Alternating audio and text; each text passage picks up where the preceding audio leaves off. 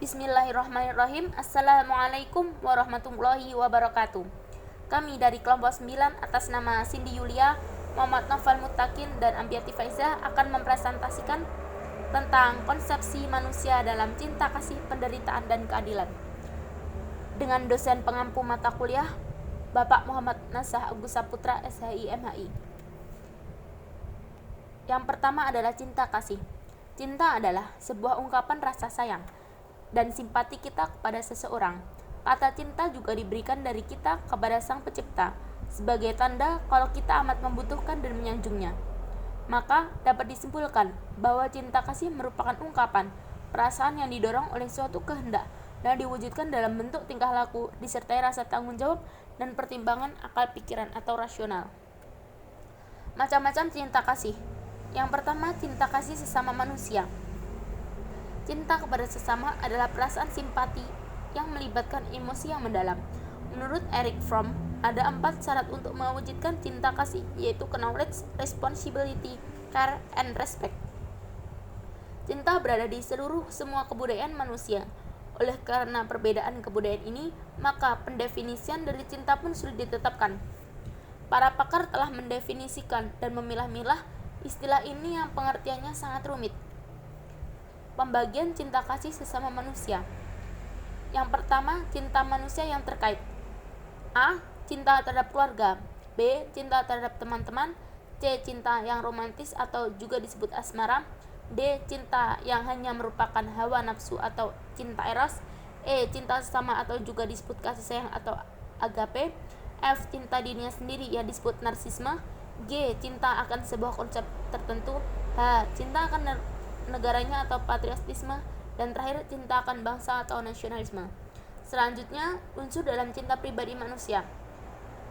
Afeksi adalah menghargai orang lain. Ikatan adalah memuaskan kebutuhan emosi dasar. Selanjutnya, altruisme adalah perhatian non-egois kepada orang lain.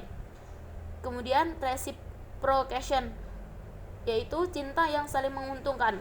Komitmen, keinginan untuk mengabdikan cinta. Keintiman emosional, berbahagia emosi dan rasa. Kinship, ikatan keluarga. Passion, nafsu seksual. Physical intimacy, berbagi kehidupan erat satu sama lain.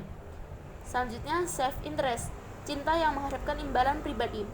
Dan yang terakhir, service, keinginan untuk membantu. Macam-macam cinta kasih. Yang selanjutnya adalah cinta kasih dalam agama. Dalam Islam, cinta seseorang haruslah berlandaskan kepengikutan dan ketaatan. Sebagaimana firman-Nya, "Jika kamu benar-benar mencintai Allah, ikutilah aku. Niscaya Allah mengasihi dan mengampuni dosa-dosamu."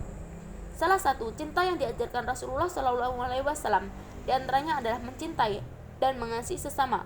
Kecintaan ini sebagaimana pernah dicontohkan beliau, tak pernah dibedakan antara muslim dan non-muslim. Ajaran cinta Islami yang mesti disemaikan bukanlah sebatas sesama muslim, tetapi justru sesama manusia dan sesama makhluk. Rasulullah SAW bersabda, "Hakikat seseorang muslim adalah mencintai Allah dan Rasulnya, sesamanya serta tetangganya, melebihi atau sebagaimana ia cinta kepada dirinya sendiri." B. Penderitaan. Penderitaan berasal dari kata derita. Kata derita berasal dari kata Sanskerta dahara, artinya menahan atau menanggung. Dengan demikian, penderitaan merupakan lawan kata dari kesenangan ataupun kegembiraan. Penderitaan juga bisa berarti sesuatu yang tidak diinginkan untuk terjadi. Dapat pula sesuatu penderitaan merupakan energi untuk bangkit kembali bagi seseorang atau sebagai langkah awal untuk mencapai kenikmatan dan kebahagiaan. Berbagai macam kasus penderitaan sesuai dengan lika-liku kehidupan manusia. Bentuk penderitaan. Yang pertama, kesedihan. Menurut KBBI, Kamus Besar Bahasa Indonesia, sedih adalah merasa sangat pilu di hati, susah hati, sementara kesedihan merupakan perasaan sedih, duka cita, atau kesusahan hati. Contoh kasus kesedihan, yang pertama adalah kehilangan orang tua. Hubungan kita dengan orang tua merupakan suatu hubungan yang unik, sehingga sebagai anak diharapkan bisa memahami makna kehilangan ini. Yang kedua adalah keguguran. Kehamilan merupakan suatu hal yang dinanti-nantikan bagi banyak pasangan dan juga merupakan suatu kebahagiaan sendiri. Sehingga apabila mengalami keguguran, maka secara naluri seorang ibu akan merasa lebih kehilangan, meskipun seorang ayah juga merasakan hal yang sama. Ketiga, kehilangan anak.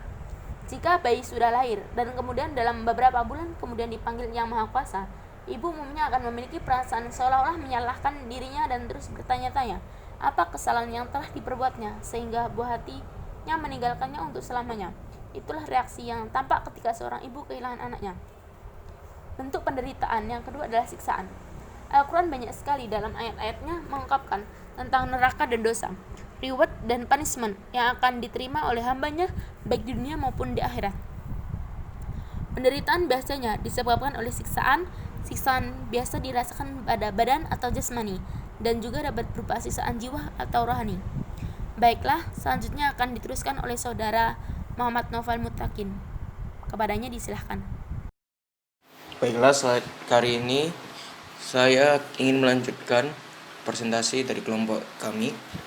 Berikutnya bentuk-bentuk masalah siksaan rohani atau jiwa. Yang A, kebimbangan. Kebimbangan pasti akan dialami ketika seseorang dihadapkan oleh dua pilihan yang penting, tapi yang ia tidak dapat menentukan pilihan yang mana yang akan diambil. Keadaan ini berpengaruh tidak baik orang yang lemah pikirannya, karena masalah kebimbangan akan lama dialami olehnya, sehingga siksaan yang dirasakan olehnya pun menjadi berkepanjangan. Yang B, kesepian dialami oleh seorang yang berupa rasa sepi dalam dirinya atau jiwanya. Hal ini akan terus ia alami atau rasakan walaupun ia dalam lingkungan orang ramai. Perbedaan antara kesepian dengan kesendirian yaitu kesepian itu perasaan sepi, sementara sendirian itu ketika seseorang dalam keadaan sendiri. Solusi mengatasi kesepian: berpikir positif. Yakinlah semua yang telah menimpa manusia adalah berasal dari keturunan Allah. Ingatlah bahwa Allah SWT tidak pernah memberikan ujian yang lebih batas kemampuan manusia. Berdoa dan kembali lebih mendekatkan diri pada Allah akan membuat hati batin tidak kesepian, karena Allah akan selalu bersama manusia di kala senang atau bahagia maupun di kala duka atau menderita. Lalu cepat mencari kawan yang dapat diajak untuk berkomunikasi, dapat mengerti dan menghayati kesepian dialami kawan lainnya. Mengisi waktunya dengan suatu kesibukan, khususnya yang bersifat fisik, sehingga rasa kesepian tidak lagi memperoleh tempat yang menyita waktu dalam dirinya. Bentuk-bentuk masalah siksaan rohani atau jiwa berikutnya yaitu C, rasa takut. Seseorang yang hidup dalam keadaan normal memiliki kemampuan untuk mengendalikan rasa takut. Tetapi apabila seseorang terus-menerus berpikir dengan subjek fobia, hal tersebut berpotensi menyebabkan terjadinya fiksasi. Seorang yang pertumbuhan mentalnya mengalami fiksasi akan memiliki kesulitan emosi di kemudian hari. Hal ini terjadi karena orang tersebut tidak memiliki saluran pelepasan emosi yang tepat. Kecemasan yang tidak diatasi seawal mungkin berpotensi menimbulkan akumulasi emosi negatif secara terus-menerus ditekan kembali ke bawah sadar. Lalu berikutnya ada bentuk-bentuk fobia. Yang pertama agorafobia, yaitu takut akan keramaian atau tempat terbuka. Secara lebih khusus menunjukkan ketakutan atau terperangkap tanpa cara yang mudah untuk terlepas bila kecemasan menyerang. Kedua, fobia spesifik, yaitu penyakit kecemasan yang paling sering terjadi. Beberapa fobia spesifik misalnya takut binatang, kegelapan, atau orang asing mulai timbul pada masa anak-anak. Banyak fobia yang menghilang setelah penderita beranjak dewasa. Yang tiga, ada fobia sosial. Penderitanya biasanya merasakan kecemasan yang berlebihan sehingga mereka menghindari situasi sosial atau menghadapi dengan penuh tekanan. Keadaan-keadaan yang sering memicu terjadi kecemasan pada penderita fobia sosial adalah berbicara depan umum, tampil depan umum seperti main drama atau main musik, makan di depan orang lain, menandatangani dokumen sebelum bersaksi, atau menggunakan kamar mandi umum. Penderita merasa penampilan atau aksi mereka tidaklah tepat. Bentuk penderitaan berikutnya yaitu kekalutan mental. Secara sederhana, kekalutan mental dapat dirumuskan sebagai gangguan kejiwaan akibat tidak mampuan seorang mengatasi persoalan hidup yang harus dijalani. Sebab-sebab timbulnya yaitu kepribadian yang lemah atau kurang percaya diri sehingga menyebabkan yang bersangkutan merasa rendah diri, yaitu orang-orang melankolis. Lalu terjadinya konflik sosial budaya akibat dari adanya norma yang berbeda terdirinya dengan lingkungan masyarakat. C. Pemahaman yang salah sehingga memberikan reaksi berlebihan terhadap kehidupan sosial atau overacting dan juga sebaliknya terlalu rendah diri atau underacting. Proses yang diambil seseorang dalam menghadapi kekalutan mental akan mendorong ke arah yang pertama positif. Bila trauma atau luka jiwa yang dialami seseorang akan disikapi untuk mengambil hikmah dari kesulitan yang dihadapi setelah mencari jalan keluar maksimal, tetapi belum mendapatkannya, tetapi dikembalikan pada Sang Pencipta yaitu Allah Subhanahu wa taala. Yaitu dikembalikan pada Allah Subhanahu wa taala dan bertekad untuk tidak terulang kembali di lain waktu. Yang kedua, negatif. Bila trauma yang dialami tidak dapat dihilangkan sehingga yang bersangkutan mengalami frustasi yaitu tekanan hati dan akibat tidak tercapainya apa yang dicita-citakan. Bentuk penderitaan yang berikutnya adalah rasa sakit, yaitu rasa yang tidak enak bagi penderita akibat menderita suatu penyakit. Rasa sakit yang diderita oleh penderita dapat mengakibatkan kegundahan hati dan perasaan. Rasa sakit yang diderita itu ada yang bersifat lahir dan batin.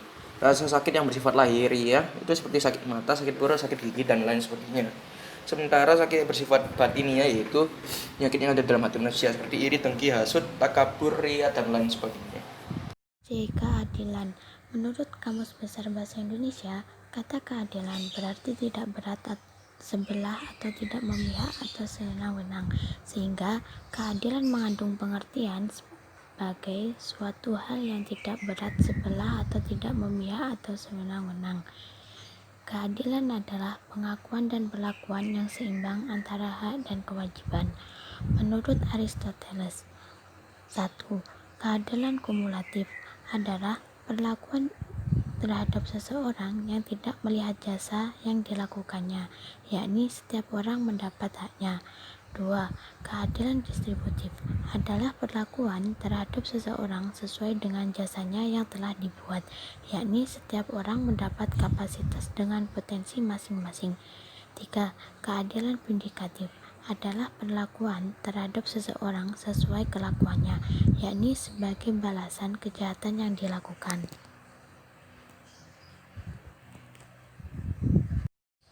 Macam-macam keadilan. 1. Keadilan kumulatif, justitia commutativa. Keadilan komutatif adalah keadilan yang memberikan kepada masing-masing orang apa yang menjadi bagiannya, di mana yang diutamakan adalah objek tertentu yang merupakan hak dari seseorang. Keadilan kumulatif berkenaan dengan hubungan antar orang atau individu. Di sini ditekankan agar prestasi sama nilainya dengan kontra prestasi. 2. Keadilan distributif, justitia distributiva. Keadilan distributif adalah keadilan yang memberikan kepada masing-masing orang apa yang menjadi haknya, di mana yang menjadi subjek hak adalah individu, sedangkan subjek kewajiban adalah masyarakat. Keadilan distributif berkenaan dengan hubungan antar individu dan masyarakat atau negara. Di sini yang ditekankan bukan asas kesamaan atau kesetaraan, melainkan yang ditekankan adalah asas proporsionalitas atau kesebandingannya berdasarkan kecakapan, jasa, atau kebutuhan. 3. Keadilan legal, justitia legalis. Keadilan legal adalah keadilan berdasarkan undang-undang. Yang menjadi objek dari keadilan ilegal adalah tata masyarakat. Tata masyarakat itu dilindungi oleh undang-undang. Tujuan keadilan legal adalah terwujudnya kebaikan bersama bonum comune. Keadilan legal terwujud ketika warga masyarakat melaksanakan undang-undang dan penguasaan pun setia melaksanakan undang-undang itu. 4. Keadilan vindikatif, justitia vindicativa. Keadilan vindikatif adalah keadilan yang memberikan kepada masing-masing orang hukuman atau benda sebanding dengan pelanggaran atau kejahatan yang dilakukannya. Setiap warga masyarakat berkewajiban untuk turut beserta dalam mewujudkan tujuan hidup bermasyarakat, yaitu kedamaian dan kesejahteraan bersama. Apabila seseorang berusaha mewujudkannya, maka ia bersikap adil.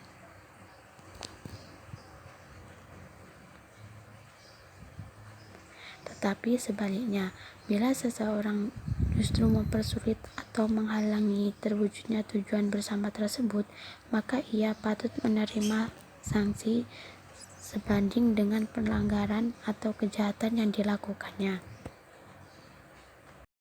5. Keadilan kreatif, Justitia Creativa. Keadilan kreatif adalah keadilan yang memberikan kepada masing-masing orang bagiannya, yaitu berupa kebebasan untuk mencipta sesuai dengan kreativitas yang dimilikinya. Keadilan ini memberikan kebebasan kepada setiap orang untuk mengungkapkan kreativitasnya di berbagai bidang kehidupan. 6. Keadilan protektif, Justitia Protectiva. Keadilan protektif adalah keadilan yang memberikan proteksi atau perlindungan kepada pribadi-pribadi. Dalam masyarakat, keadilan dan kehidupan pribadi-pribadi warga masyarakat wajib dilindungi dari tindak sewenang-wenang pihak lain. Menurut TSUI, untuk mewujudkan keadilan protektif diperlukan adanya 3 hal, yaitu tujuan sosial yang harus diwujudkan bersama, jaminan terhadap hak asasi manusia, dan konsistensi negara dalam mewujudkan kesejahteraan umum. Dalam bukunya M. Munadar Sulaiman menyatakan pengertian keadilan menurut beberapa teori antara lain: 1. Menurut Aristoteles adalah kelayakan dalam tindakan manusia. Kelayakan diartikan sebagai titik tengah di antara kedua ujung ekstrem yang terlalu banyak dan terlalu sedikit. 2. Menurut Plato, merupakan proyeksi kepada diri manusia, sehingga orang yang dikatakan adil adalah orang yang mengendalikan diri dan perasaannya dikendalikan oleh akal. 3. Menurut Socrates, merupakan proyeksi pada pemerintahan, karena pemerintah adalah pimpinan pokok yang menentukan dinamika masyarakat. Keadilan dalam arti umum. Keadilan sering diartikan sebagai sesuatu sikap dan karakter. Sikap dan karakter yang membuat orang melakukan perbuatan dan berharap atas keadilan adalah keadilan. Sedangkan sikap dan karakter yang membuat orang bertindak dan berharap ketidakadilan adalah ketidakadilan. Pembentukan sikap dan karakter berasal dari pengamatan terhadap objek tertentu yang bersisi ganda. Hal bisa berlaku 2 dalil, yaitu: 1. Jika kondisi baik diketahui, maka kondisi buruk juga diketahui. 2. Kondisi baik diketahui dari sesuatu yang berada dalam kondisi baik. A. Kejujuran. Menurut Kamus Besar Bahasa Indonesia, berarti kelurusan hati atau ketulusan hati, yang maksudnya hati dan perasaan yang ada pada diri manusia memiliki nilai yang baik. Kecurangan atau curang identik dengan ketidakjujuran atau tidak jujur, dan sama pula dengan licik. Meskipun tidak serupa benar, curang atau kecurangan artinya apa yang diinginkan tidak sesuai dengan hati nuraninya, atau orang itu memang dari hatinya sudah berniat curang. Pemulihan nama baik. Pemulihan nama baik berarti mengembalikan nama baik seseorang yang semula dinilai tidak baik. Dalam pemerintahan dikenal rehabilitasi martabat, yaitu pemulihan martabat dan nama baik disertai atau tidak disertai ganti rugi. Pembalasan berasal dari kata balas yang artinya cara atau perbuatan yang bertujuan untuk memulangkan kembali apa yang telah dikenakan kepadanya, baik melalui hal yang positif dan negatif. Hal yang positif biasanya cenderung berupa pujian atau sanjungan, imbalan, atau penghargaan. Lain halnya dengan perilaku negatif yang lebih cenderung kepada hukuman dan biasanya dijatuhkan kepada orang lain. Sekian presentasi dari kelompok kami. Apabila ada salah kata, mohon maaf yang sebesar-besarnya. Wassalamualaikum warahmatullahi wabarakatuh.